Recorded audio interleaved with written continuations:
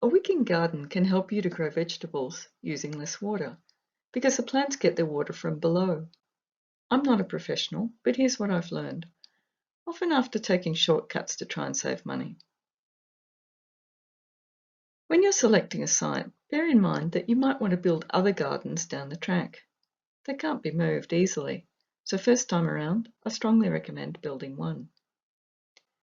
Using standard sizes based on available timber and mesh saves a lot of time. Constructing the frame is simple. Once that's done, you're ready to put in your pond plastic and some mulch. You need a pipe to carry the water evenly through the garden. And I like to have a little downpipe so I can see the water level. Put the pipe into the bed. This brings us to the first slightly tricky part, which is making a drain. My local plumbing supplier came up with this idea, which is a tank tap. It uses these fittings, which aren't cheap, but they're very easy to use and they work well. They connect to poly pipe, which you can use for the internal drain and for the external one. I also like to fix the plastic to the frame, and that stops dirt getting down between it and the wood.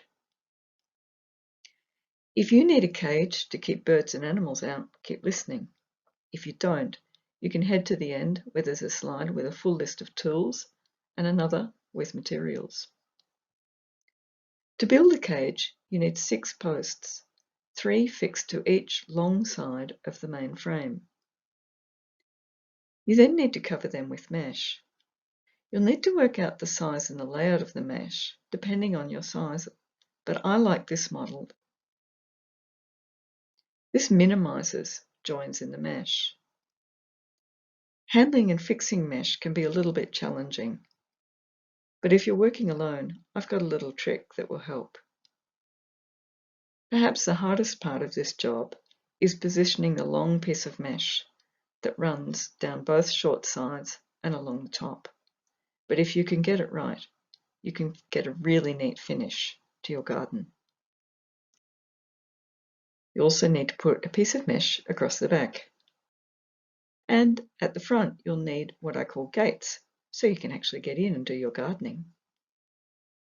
The gates are pretty easy to make, and so are these locks, which are not only easy to make, but cheap.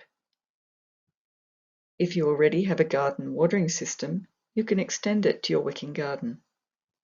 And there we have it, a wicking garden in 3 minutes, using these materials and these tools.